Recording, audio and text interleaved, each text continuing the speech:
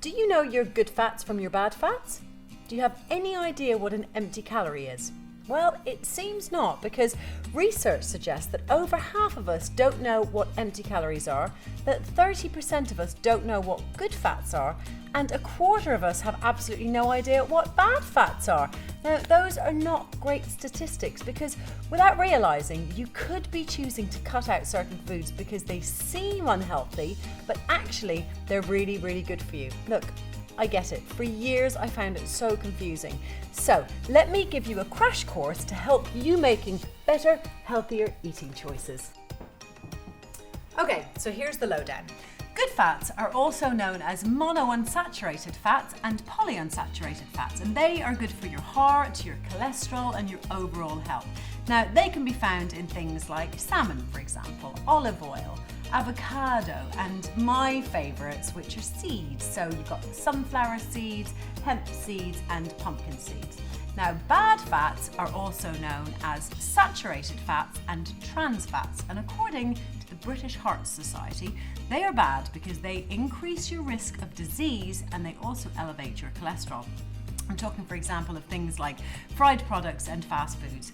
You know the culprits.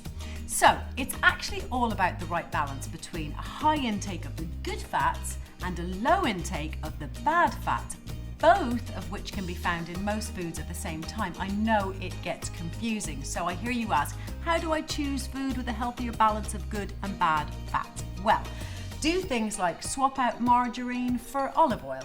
Snack on things like olives rather than crisps. Also, you can do things like swap out ice cream for frozen yogurt, or reach for the nuts. You can also add nuts to vegetable dishes, or you can use them instead of breadcrumbs on chicken or fish. Get creative. Almonds, for example, in terms of good fats and bad fats, are an incredibly well-balanced product. Now, empty calories. Well, these are tricky, because so much of the naughty food that we love so much contain these pesky things. What exactly is an empty calorie, I hear you ask? Well, it's basically a calorie with absolutely no other nutritional value. So what's the point?